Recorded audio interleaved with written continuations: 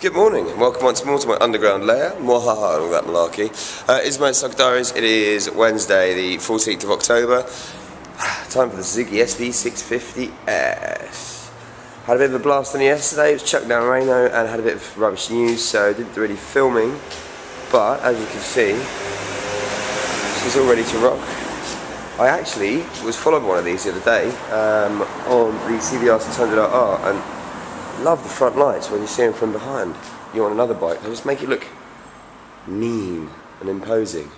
Love the styling on it as well. It's got a real plucky V2 engine, and I'm looking forward to riding this. It should be different to a lot of the other stuff I've done. Obviously the 600s I've all ridden recently have been 4 cylinders. The twin develops a lot more kind of grunty power low down, a lot more torque and that. You don't have to quite go through the gears as much that you're not going to be able to pull away in third gear or something, but obviously because it doesn't rev as highly, in some ways you have to work the gears more, but it's a lot more immediate power. So I reckon I've got the onboard camera on. I'm going to jump on this, go for a little spin, and let you know what I think afterwards. Ride safe, buddies.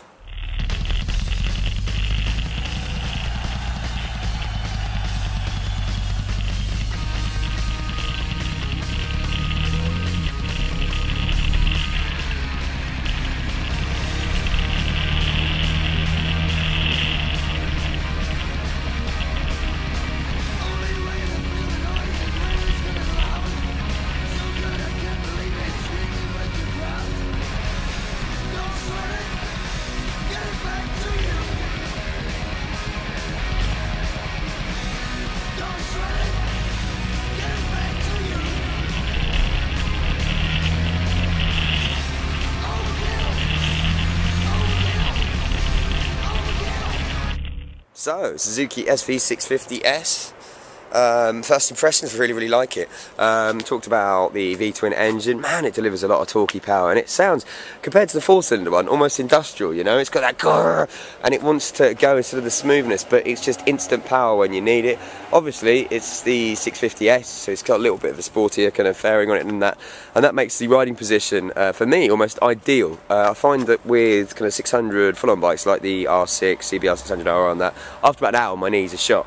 With this one, you're still a little bit forward on the tank, but you know what, your knees aren't around your ankles, so it's actually a lot more comfortable to ride. It's light and nimble on the roads as well. It really wants to be chucked around, and because that kind of crazy V-twin power is always there on tap, you're kind of, always just wanting to chuck it around and throw it around. I mean, if I start up, just give an example of what I mean by the industrial sound. In no way is that me kind of saying it's not great. Oh, I got to the clutch in. So when you have the smoothness of the 4-cylinder, compare it to this.